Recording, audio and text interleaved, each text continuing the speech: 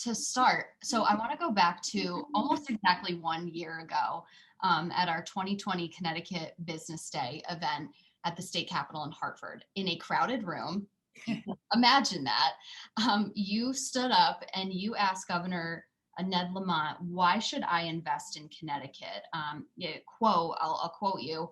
I have 6 generations of family members here in Connecticut, so I'll do what I can to do to invest here, but I need your help. So here we are a year later. Has your attitude and your outlook, have they changed at all over the last year? I'm going to guess probably, but just reflect on that and where we are a year later. Well, for that particular question, I'd say my need for an answer on that particular issue got sidetracked by a much larger national emergency. And if I go back and look at where we are today, faced with the same questions, literally a year later, where do we invest? Where do we invest in Connecticut? Where do we invest in South Carolina? I don't have necessarily different answers than I did a year ago, because we still have some structural issues with Connecticut in terms of what makes it a favorable or unfavorable place to invest. That being said, having watched the governor's performance over the last year in handling the pandemic, I thought he did a really, really good job. So if I take that and apply it to how we can build business in Connecticut going forward, if that can-do, pragmatic approach continues, then I've got hope. So. Yeah, definitely. Because you were talking about maybe specifically, it was a long time ago, but you were talking specifically about certain bills. We were talking about certain legislation that was not necessarily business friendly or for businesses to grow and invest in Connecticut. So, of course, the legislation stopped last year, so not a lot was passed. But moving forward, what are you looking for to come from the legislature and the governor in terms of policy? Like where does Connecticut need to go to grow? That's a good question. I don't have tons of specifics on that because I've been focused on keeping the business running and just starting now to look back. Actually, it's a good time to ask the question, what's happening in Connecticut and what's happening nationally. But as much as possible, let us run our businesses, let us build our businesses, and where possible, avoid adding another, another requirement on top of it. It simply adds cost without being really clear about the benefit that it adds. And, I'm unlike a lot of other people in my business. I'm a Democrat. I believe in creating a great and strong society and giving community safety nets. At the same time, it can over time just erode the ability to do business and be competitive. And so with Connecticut, right? So where we are, if we can take some stuff away to help us do business to in a less tax onerous point of view, great. I see some of this stuff coming through the legislature, just smaller things, but is it going to add costs without adding commensurate benefit? Yeah, absolutely. So so the reason why I reached out to you at first is there was a recent profile written about you in Finishing and Coding magazine, which was just a great article. But it was sort of the epitome of women in manufacturing. So in the photos, you're wearing this bubblegum pink skirt while standing on the shop floor. It made me smile. So in the article, you repeated your life mantra, which is be candid, curious, and courageous. So how have you emulated that over the past year, and how are you going to continue to emulate that? Well, that's a great question, Shannon. I think it's not only my motto, it's the foundation of the culture of our company and thinking about how we want to do business and how we want to interact with one another, and start with candor, because if you can't have an honest conversation with somebody, or conversely, if you're having multiple conversations, one public one and then a private one, I think that erodes trust and then slows down what you can get done. So if our ability to survive through the pandemic, and we did fine, I think was largely due because of this culture that we've had where, okay, we're going to talk about everything, and we're going to talk about what we know, what we don't know, and just try to go through that. and be courageous. We have to make some decisions, and we'll be public about them in terms of how we're going to work, what we know, we don't know. And then, frankly, if things don't work, we'll admit responsibility and take a different course. But I think those characteristics, they're important for any leader. And I feel lucky that we had spent a lot of time in our company talking about that pre-pandemic. So once a crisis hit, we didn't have to go figure out if we could trust one another, if we understood where communication was going to come from, but we could just start moving forward. So that's really interesting. So the next thing I was going to ask you is how you lead Hubbard-Hall. So that mantra is not only your mantra, but it's the mantra of the company and of the culture. So um, what is important to you about being a female leader of a manufacturing company with this mantra in mind? Okay, so at the risk of getting cut out of the interview, nothing about being a female leader. Like that's one of the things. I know I get publicity because I'm a woman in a male-dominated industry, and then play hockey, although I'm sidelined right now.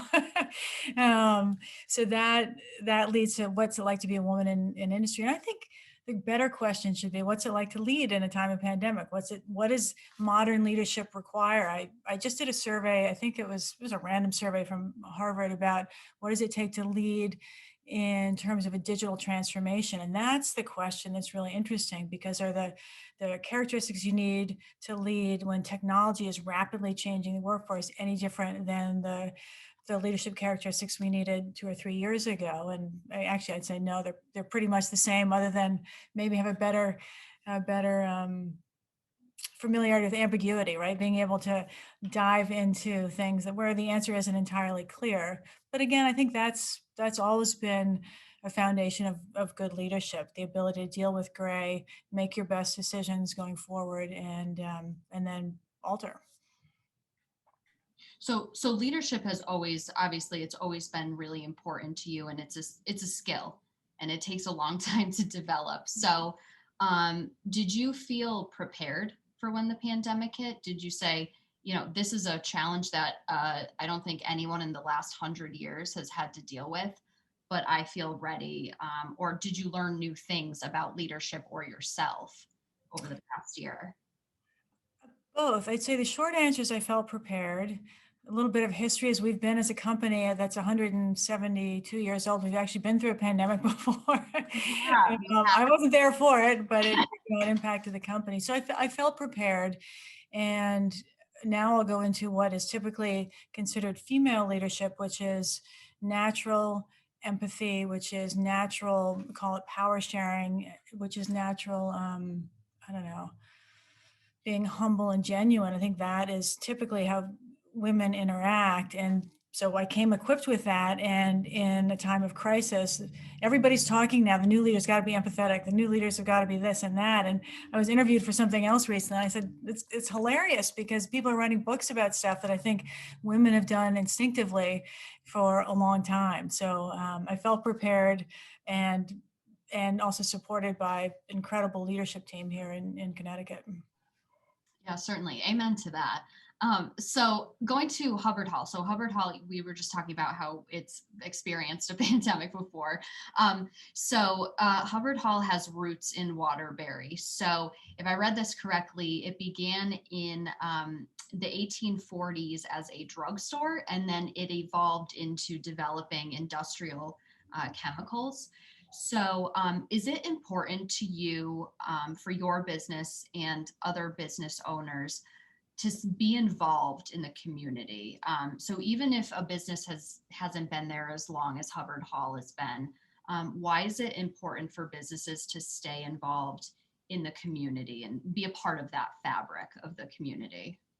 Yeah, it's one of the most powerful lessons I got from my father, who was CEO for a long time. And um, a long time ago, we've been a big supporter of the United Way of Greater Waterbury. And probably 10 years ago, when the annual report was published and it said who had given what, and I think my name was down, I'd given maybe like $50, and he circled it and he left it on my desk with a little sticky note and saying, "Can't you do better than that?" And because he believes, and I understand that we have an obligation to give back to the communities that we operate in. And that's was a powerful lesson for me. And I think as a company, we have always given back, because if we can't just take from our communities, and we have to help build them and strengthen them. So we go out of our way to support with, certainly with dollars that matter. We try to volunteer into the communities, or we did before when we could. And it's absolutely our obligation. Taking that, so the next step forward, or next step that I'm looking at right now, I just got involved with the Next Generation Manufacturing Partnership. So it's a way of looking, Kathy Awad is running this with a pretty remarkable group of leaders around the area, looking at, okay, how do we give back to our community, not just in terms of dollars, but let's start thinking about how do we bring more business and industry, for our perspective, how do we bring manufacturing into Connecticut? What do we need? So taking a long view of initiatives that need to start so that we can do that, so that we're continually building our communities. Yeah, that's really great to hear. That's funny. It was a little bit of shame then on your dad's part. Like, you could do better than this. Yeah, and it absolutely was, and it was subtle, which was good, because I'm such a contrarian. I might have, responded differently, but it made me think of the generations that had preceded me, and they led by example, and they gave back in a tremendous way. My father, my grandfather, to Waterbury. But we need strong communities, and whether that's a food pantry, whether that's the Matatuck Museum we've been supporting, and then hopefully in the future, how do we create more jobs? We're in this great position as a company to help do that and to provide leadership. If you think back to one other, or I think about I hate to call it a vision, because I don't have one of those, and I think that word really makes me nudgy, but I had to answer this question a while ago. Why do we exist as a company? And it's different when you're privately held business. I mean, my goal is to get it on to generation number 7, hopefully.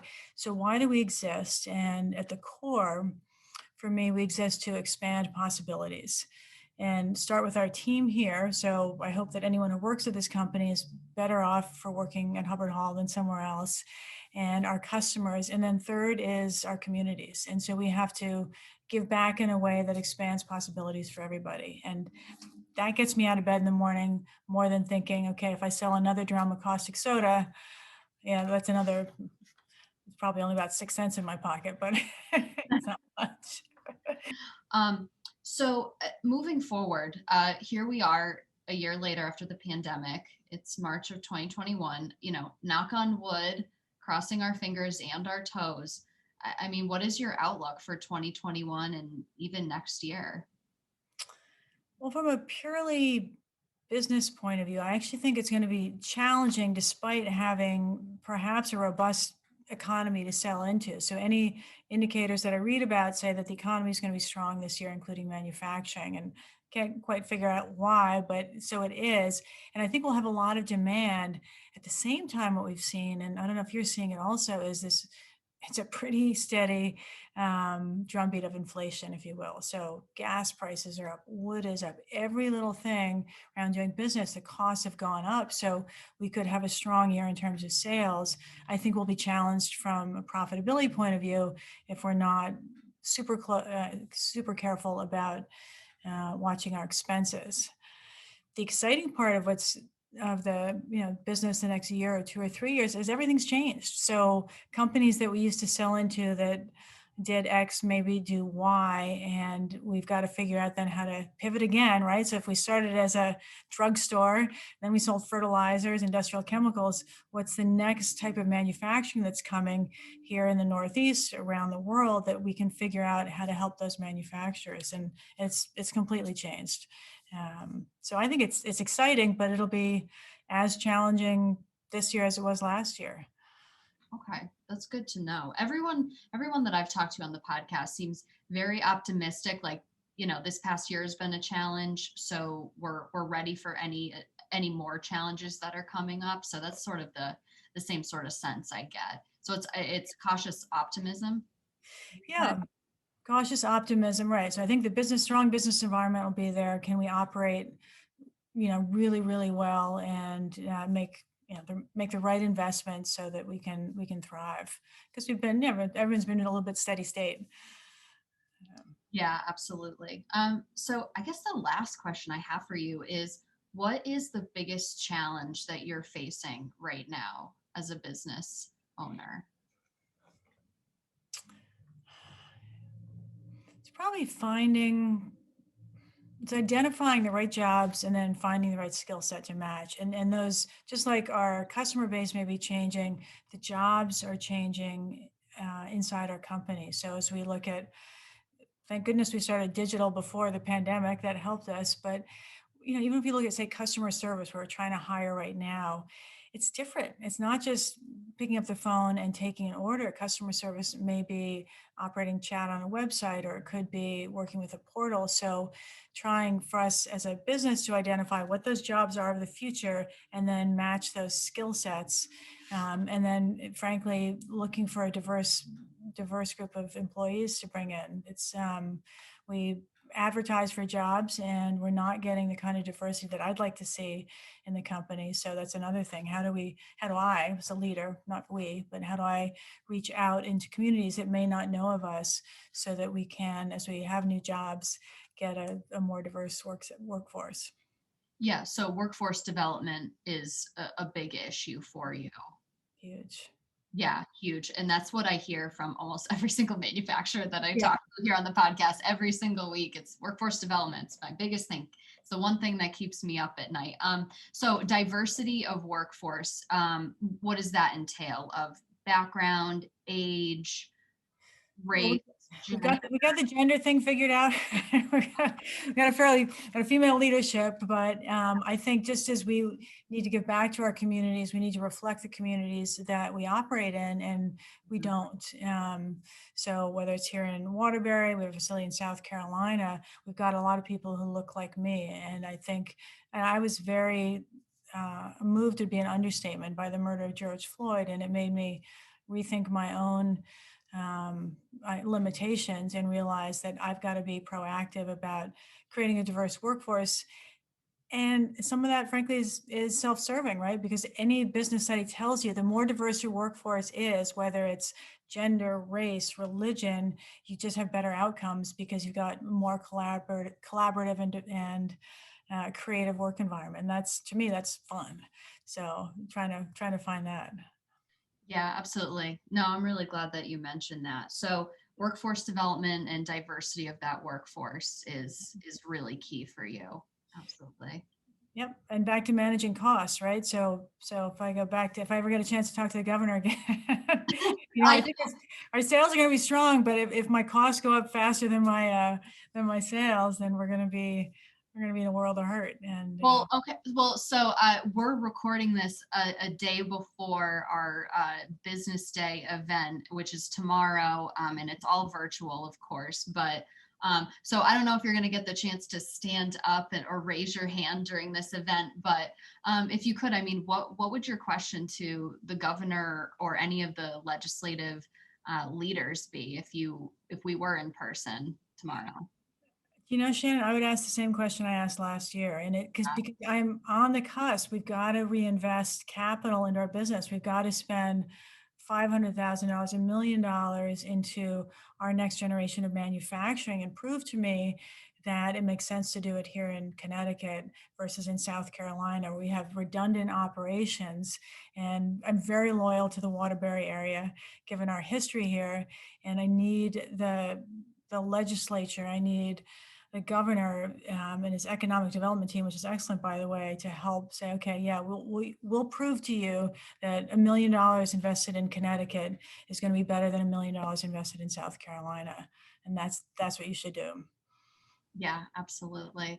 Well, those were all the questions I had. Do you want to add anything else that I can throw into the interview? I don't know. No, I mean, we're struggling with, in some ways, I look back at the pandemic, and I wonder if the governor or any leader found that in some ways it's easy to lead in a crisis, because it really clarifies what needs to be done. And the important trumps, maybe not the urgent, but there's a great clarity, and there's a great, I don't know, there's a positive to leading into crisis. And now as things normalize again, maybe I worry about scope creep, or maybe we won't be so bold in making the decisions that we did that helped us through the pandemic. So it'll be an interesting time to come out of it, and hopefully we do.